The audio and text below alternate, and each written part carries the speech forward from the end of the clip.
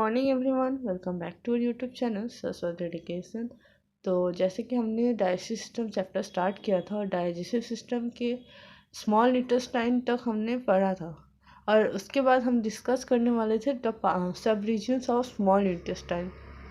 उसके बीच वीडियो लाने में काफ़ी गैप हो गया। एक्चुअली मेरा शेड्यूल काफ़ी बिजी चल रहा था, मुझे बिल्कुल टाइम नहीं मिल रहा था वीडियो रिकॉर्ड करने का।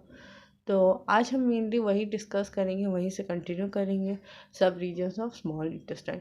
देखिए, स्मॉल इंटेस्टाइन को जब हम देखते हैं ना, तो उसका जो सबसे फर्स्ट पार्ट है स्मॉल इंटेस्टाइन का, ठीक है, स्टोमक के बाद स्मॉल इंटेस्टाइन आता है। जो सबसे फर्स्ट पोर्शन है ना, वो क्या है? ड्यूडेनम है। जैसे आप यहाँ डायग्राम में देख सकते हैं, ठीक है, पैंक्रियास के बगल में जो है। उसके बाद ड्यूडेनम के बाद जेजुनम आता है, ठीक है। उसके बाद इलियम आता है। फिर उसके बाद से लार्ज इंटेस्टाइन जो है वो स्टार्ट होता है। तो चलिए देखते हैं duodenum. The most proximal portion of the small intestine is the duodenum. It's name derive from the Latin duodenum digitorum, meaning 12 fingers length, यानी कि इसका लेंथ कितना होता है? 12 फिंगर्स के बराबर। It runs from the pylorus of the stomach to the duodenal junction, यानी कि ये देखिए यहाँ पर duodenal junction मतलब वो पार्ट जो कि डुओडेनम और जेजुनम को कनेक्ट करते हैं, यानी कि उनके बीच का पोर्शन, कॉमन पोर्शन, जिसे हम जेजुनल जंक्शन कहते हैं, ठीक है। तो ये पाइलोरस से लेके जेजुनल जंक्शन तक ये प्रेजेंट रहता है, ठीक है। अब नेक्स्ट हम देखेंगे जेजुनम क्या होता है। तो jejunum is the mid section of the small intestine, यानी कि स्मॉल इंटेस्टाइन के मिडल में ये एग्जिस्ट करता है, connecting the duodenum to the ileum, यानी कि ये इलियम से ड्यूडेनम को कनेक्ट करने का काम करता है। It is about 2.5 meter length, 8 feet long, and contains circular folds and intestinal villi that increase its surface area, यानी कि इसका लेंथ कितना है? 2.5 मीटर, ठीक है। 2.5 मीटर लंबा है ये, और इसमें काफ़ी फोल्ड्स होता है। फोल्ड्स मतलब देखिए यहाँ पर रिंग टाइप का आपको लग रहा होगा। जेजुनम जो है, कितने फोल्ड्स आपको दिख रहा है, ठीक है, ये रहा जेजुनम।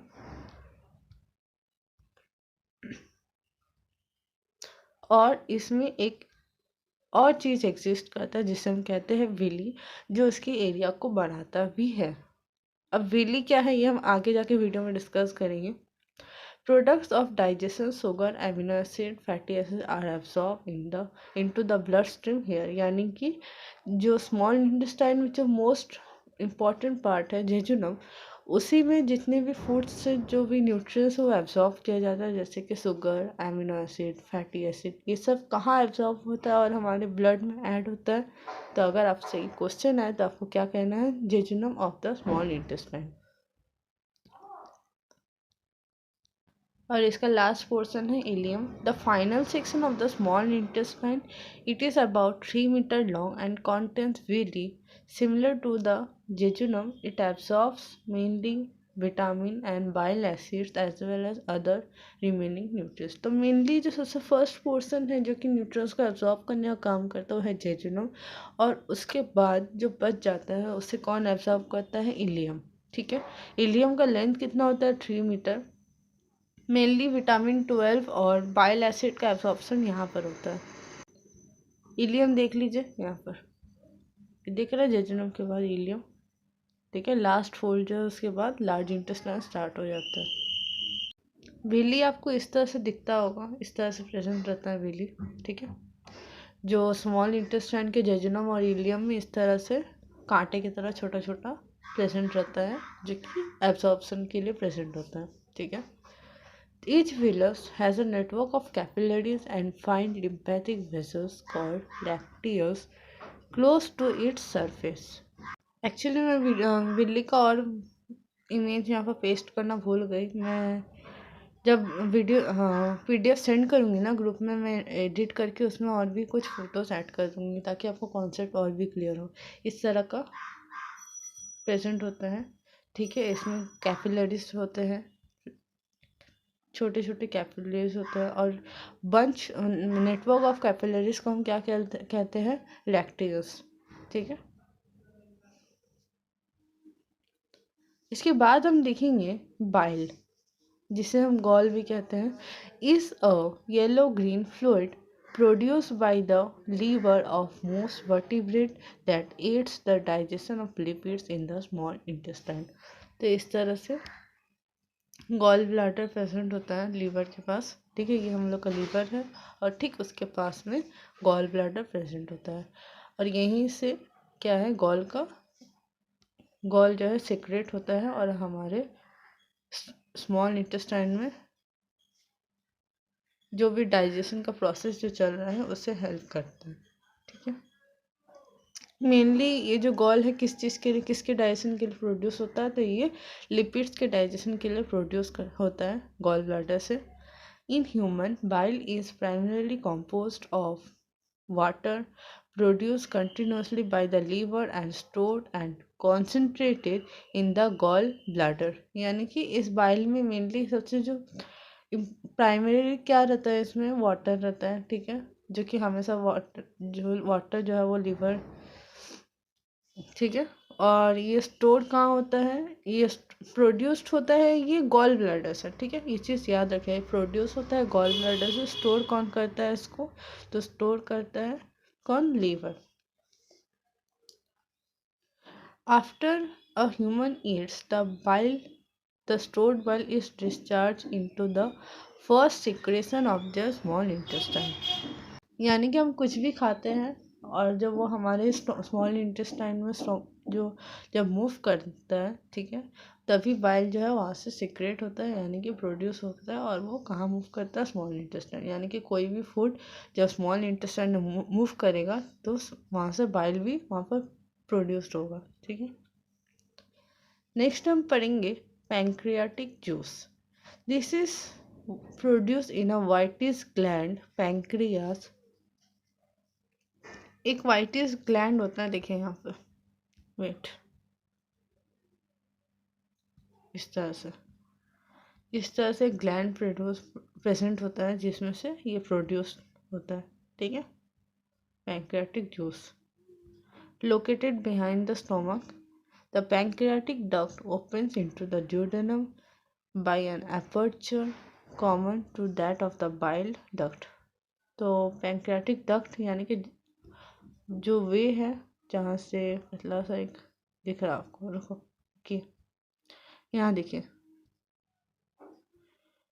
ये पैंक्रियास है, पैंक्रियास से एक पतला सा आपको नर्व टाइप का दिख रहा होगा, जिसे हम पैंक्रियाटिक डक्ट कहते हैं। ठीक है, यहीं से पैंक्रियाटिक जूस जो है वो मूव करता है स्मॉल इंटेस्टाइन में। स्मॉल इंटेस्टाइन के भी कौन से पार्ट्स हैं, ड्यूडेनम जो है सबसे फर्स्ट पोर्शन है, वहीं पर पैंक्रियाटिक जूस जो है वो मिक्स होता है। ठीक है, तो बाइल और पैंक्रियाटिक जूस सब वहीं मिक्स होता है। अब हम देखते हैं इस पैंक्रियाटिक जूस में क्या क्या कॉम्पोजिशन है, क्या क्या एंजाइम्स इसमें प्रेजेंट होते हैं। तो चलिए देखते हैं। मेनली इसमें 3 एंजाइम्स प्रेजेंट होता है। सबसे फर्स्ट जो है वो है एमाइलोप्सिन। तो एमाइलोप्सिन किस लिए प्रोड्यूस होता है, यहाँ देखिए, digest left over starch into maltose, यानी कि ये स्टार्च से मैल्टोस में कन्वर्सन करने के लिए प्रोड्यूस होता है। उसके बाद हम देखेंगे trypsin. Trypsin is an enzyme in the first section of the small intestine that starts the digestion of proteins by cutting long chains of amino acid in the smaller pieces। यानी कि एमाइलोप्सिन जो है वो स्टार्च से मैल्टोज में convert करने का काम करता है। ठीक है, ये सारी एंजाइम जो है पैंक्रियाटिक जूस में प्रेजेंट होता है। ठीक है, और ट्रिप्सिन जो है वो क्या करने का काम करता है, वो प्रोटीन को ब्रेक करने का काम करता है।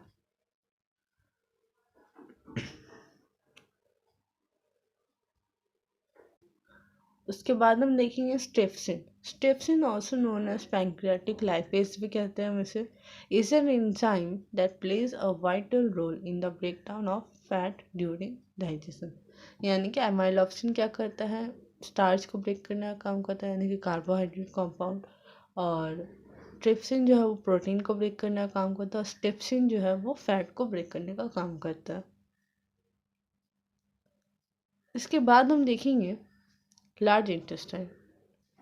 The large intestine is 1.5 meter long, which is about one-fifth of the whole length of the human gastrointestinal tract। यानी कि ये जो पूरा जो डाइजेस्टिव ट्रैक्ट है ना, इसका 1/5 लेंथ के बराबर इसका लेंथ होता है लार्ज इंटेस्टाइन का, यानी कि 1.5 metre. The large intestine is consist of caecum, colon, rectum and anal canal. यानी कि मेनली जो लार्ज इंटेस्टाइन है इसमें 4 पोर्शंस होते हैं। सबसे फर्स्ट जो है कैसम है, उसके बाद कोलोन है, उसके बाद रेक्टम है और फिर एनल है। तो चलिए अब हम एक एक करके इसके पार्ट को डिस्कस करते हैं। पहले यहाँ डायग्राम में देख लीजिए, ये दिख रहा है आपको कैसम, उसके बाद असेंडिंग कोलोन, ठीक है, ट्रांसवर्स कोलोन, इंटेस्टिनल। तो सबसे फर्स्ट पोर्शन जो है वो कैसम है, उसके बाद कोलोन स्टार्ट हो जाता है, फिर रेक्टम है, उसके बाद एनस है। ठीक है, चलिए एक एक करके डिस्कस करते हैं। Caecum, the caecum is the beginning of the colon. यानी कि जो कोलोन है, यहाँ से असेंडिंग कोलोन, ट्रांसवर्स, उसके बाद डिसेंडिंग कोलोन। तो कोलोन का जो सबसे फर्स्ट पोर्शन है वो क्या है, caecum. The small intestine feeds into the cecum through a small channel in the side of it, so the end of the cecum is actually closed like a pouch।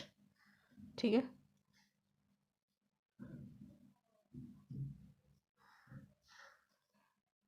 this is the reservoir where food of the small intestine arrives in the large intestine। When the cecum is full, it triggers the muscle movement of the colon to begin। यानी कि जब ये sesame जो है ये एक pouch की तरह आपको दिख रहा होगा, तो जब ये फुल हो जाता है तो ये फूड को कहाँ मूव करता है, कोलोन में।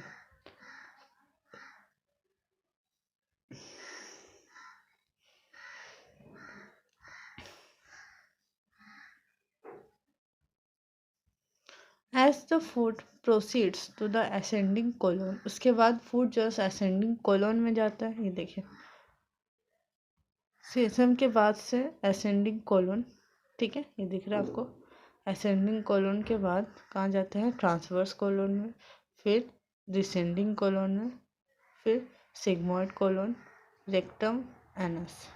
ठीक है, तो ये मैंने एक आपको डायग्राम में सारा पार्ट दिखा दिया। It travels upward and eventually sideways across the transverse colon. These segments frame the small intestine, which called inside. Any remaining water electrolytes are absorbed in the ascending and transverse colon, so the food waste is arrived in the descending colon is mostly solid. यानी कि यहाँ पर water का absorption होता है, ताकि जो stool है, जो फूड है, जो एक्सक्रीटेड प्रोडक्ट जो निकलेगा उसमें वाटर ना रहे, वो सॉलिड रहे, semi solid. The colon secretes mucus to bind and lubricate the food waste to help it pass through smoothly as it is dehydrated। यानी कि उसमें लुब्रिकेशन के लिए उसमें म्यूकस सिक्रेट करता है। कोलोन जो है एक्चुअली म्यूकस सिक्रेट करता है, क्योंकि ये तो फूड का तो वाटर एब्सॉर्ब हो जा रहा है, फूड जो एक्सक्रीट कैसे होगा बॉडी से, इसीलिए उसमें लुब्रिकेशन के लिए कुछ म्यूकस जो है कोलोन वो सिक्रेट करता है और उसमें मिक्स करता है। ठीक है, ताकि वो स्मूथली वो पास कर सके। Rectum, the rectum is the final straight portion of the large intestine. इसकी यानी कि इसके बाद जो लार्ज इंटेस्टाइन है वो कंप्लीट हो जाता है, उसके बाद फूड जो है वो डाइजेस्टिव ट्रैक्ट से बाहर निकल जाता है, यानी कि बॉडी से एक्सक्रीट हो जाता है।